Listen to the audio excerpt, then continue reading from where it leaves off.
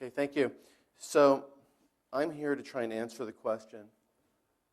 So that was fine, what you just heard from Rick, but what happens in the tough competitive areas of the country? So my presentation is basically the so what. What we did in order to answer the so what is when we conducted this national survey, at the same time, we asked the same questions of people in a group of what we considered battleground districts. These are not necessarily the districts you typically would think of when you think of battlegrounds, but they were selected on the basis of whether we thought the issue of immigration was going to be a factor in these campaigns. So for instance, Virginia 11 is selected because Jerry Connolly, who's actually a Lake Research Partners client, has been very vocally in favor of comprehensive reform and in knocking back critics of immigration. In other cases, like Congressman Kanjorski's race, we picked that because was facing an opponent who is Lou Barletta, who's the mayor of Hazleton, who became basically a cause célèbre on the right side of the agenda here, opposing immigration and bashing immigrants. And so that was one where we knew the congressman was going to have to somehow get past an opponent who had a very hard line on immigration. This isn't necessarily a totally comprehensive list. One of my own clients, in retrospect, should have been on here, Tom Perriello, who faced Virgil Goode and defeated him. Goode didn't end up making it a major point. Virgil Goode, that's in Virginia as well, Central Virginia. And Goode is a member of Congress who would vote against virtually every piece of legislation, saying that he did it because of the impact the legislation would have on immigrants. This actually gets to Simon's initial point about how the Democratic agenda is going to be bogged down by Republicans trying to nick at Democrats every chance they are. So Goode would vote against things like SCHIP legislation, saying illegal immigrants will get a benefit from that, or voting against a $500 rebate for people, tax rebate, saying, well, illegal immigrants will get that check, and so on. So the issue came up a little bit, and Goode ends up obviously losing that election. There's some characteristics here of this group. You can see these are pretty marginal. There are definitely districts that are tougher, but these are tougher than the average district when you look at where they are politically. So a couple of things. In the last couple election cycles, the last two election cycles in my own mind merged together in a lot of ways, and that there's similar sort of tone to both of the last two election cycles, in that in a lot of elections there's been a bias towards solutions among the electorate. Again, Simon talked about getting things done in Congress. Voters, for the most part, gravitated toward candidates who talked about solutions and getting things done, as opposed to the candidate who talked about the risk of the proposed solutions and getting things done. In these districts, I think you do see a bias towards solutions, specifically when talking about the issue of immigration, which I saw for the first time in a campaign in 2005 in the Virginia governor's race.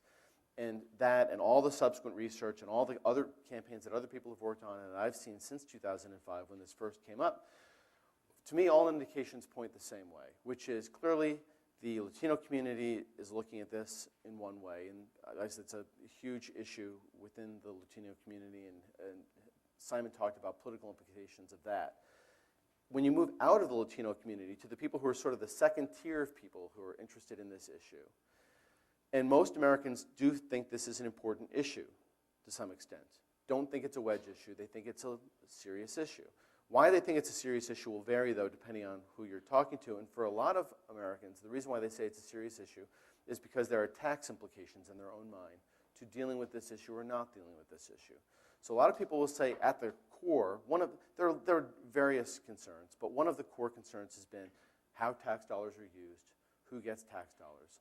Part of it has to do with people's preconceptions about who's paying taxes and who doesn't pay taxes. There are clearly very important other considerations, like people's attitude toward the rule of law and whether the rule of law is being respected. But over and over again, this issue of tax dollars comes up and this bias towards solutions. The data I'm going to show you is battleground districts only, and what you'll see is that the attitudes in these battleground districts are largely like the attitudes that you just saw in the national polling, although in some cases there's actually a little bit more pro-solution sentiment in the battleground. The numbers in favor of comprehensive are actually slightly stronger in some ways in the battleground than they are nationally. And the final thing that you will see in here, which is a little bit different than a lot of the other data that has been circulating on this issue, is we conducted the poll after the election. So the economic issues of the collapse of September has been factored into people's attitudes here. And what we found is that acting on this issue is consistent with acting on the economy, which is an important point that hasn't been addressed in a lot of other data. So quickly to just go through the data. Rick showed you attitudes toward immigration, and all I'm showing you here is some of the same information, but in the battleground, so you can see how it compares. It is very consistent. So for instance, when we ask people if this is a serious issue, most Americans, as you can see, 80% in the battleground say, yes, it's a serious issue. And this just goes to the point, this is really a political strategic point, which is whether people see this as a wedge issue that is only being used in order to divide people, or whether it's something that's a legitimate topic. Overwhelmingly, people say it's a legitimate topic. It can be used in illegitimate ways. It can be used as a wedge. It can be used in ways that are unfair. But the basic topic of immigration reform is one most people think is one should be addressed in some level. We ask people whether it's a priority. As you saw in the battleground of polling, you have basically half the electorate saying it's a high priority. So it is something that people would like to have addressed. It's not something that people will tell you is their top issue. If you ask people what their top issue is these days, overwhelmingly it's the economy. But it's something that people think is something important, should be addressed. And in fact, we asked it two different ways. We asked it using the language of immigration reform, which is what you're looking at here, where 46% said it's a high priority. On the previous slide, we asked the issue of immigration, and the numbers are virtually identical. The intensity changes a little bit. Here you have 19% who say high priority. On the previous slide, when we asked about immigration as opposed to immigration reform, it was 25%. But here specifically, we are asking about immigration reform, which is just a little more of a specific term. You get basically the same result. Half the electorate saying this is a high priority. So what do? As Rick showed you, we looked at some questions about people's attitude toward solutions. So one solution was, the basic issue is, there's a lot of agreement on what are some of the easy things we can do. Enforcing the borders, enforcing our laws. Specifically, the language is down here, cracking down on employers who knowingly hire illegal immigrants, deporting illegal immigrants who commit crimes. And note, we use the term illegal immigrants. We're always using the language that the other side uses. It's the language that is in common usage. We're not trying to give ourselves any kind of false positive by using terminology that most people aren't using. So we're using the commonly used language here, even though a lot of people disagree that that's the appropriate language. In the battleground, when we gave people the choices, leave the country, legally allowed to stay on a temporary basis but not become citizens, or required to register to become legal, underground background checks, pay taxes, go to the back of the line, overwhelmingly, people say a permanent solution to this issue, permanent status, 67%. The data that Rick showed you was also 67% saying that they prefer that solution. Nationally, 14% said leave the country. In the battlegrounds, 16% leave the country. So it's virtually the same thing. A couple of other things we did, because ultimately this has to be decided by elected officials who are going to have to face re-election at some point. So we look at this in a campaign context in the sense of giving people a choice between 2 points of view to simulate a little bit what will happen when one candidate is facing off against another candidate and they have different points of view on this. So here, again, you saw national data on this. The basic choices are a comprehensive approach, being someone who says, well, no. Instead of doing that, let's secure the borders, stop giving benefits to illegal immigrants, make sure that those who broke our laws by entering the country are forced. So it's basically saying, don't try and solve the whole thing. Thank you. Let's focus on step-by-step approach. Is that really me? I turned it off. Yeah, thought I had outsmarted it. So here, 60 to 30, people say comprehensive. Nationally, it was 57 comprehensive. So in the back, should I just, yeah.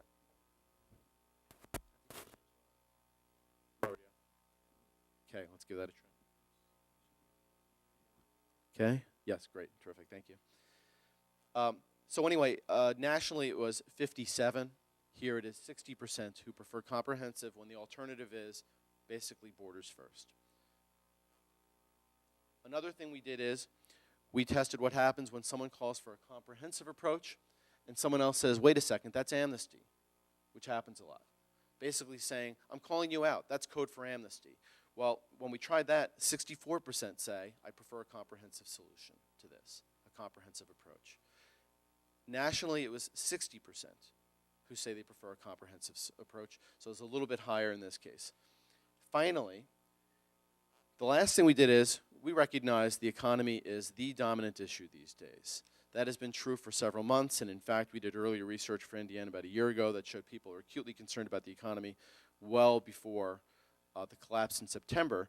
So we looked at this in an economic context. You saw national data on this. The basic question was, so which is closer to how you view the issue of immigration and the economy? And the two perspectives were basically, we'd be better off if people leave the country, or we'd be better off if we find a way to enable people to stay in the country. Paraphrasing the two choices, full language will be on the website. 66% say we'd be better if they became legal taxpayers. And again, the core issue for a lot of people is the use of tax dollars. So we talk about not just people becoming legal or giving people rights, people becoming legal taxpayers and addressing this fundamental issue. By 66 to 23, they say, let's solve the problem. Now, nationally, it was 62% who said they prefer people becoming legal taxpayers. So again, over and over again, in all the tough elections in the last two cycles, one of the dominant themes has been a candidate offering solutions, beating the candidate who says, no, that's too risky. You clearly saw it in the presidential, but we saw it in a lot of other campaigns in the last two cycles. We don't know what the next election cycle will look like, but given the level of economic concern people have, the odds are pretty good that people are going to continue to have this sort of bias toward a candidate who offers solutions. And all the data that we've had said people prefer a solution that is comprehensive on the issue of immigration as opposed to one that is piecemeal. Now, I don't know, are we going to do Q&A afterwards? Or? Okay. Oh, yeah, sure.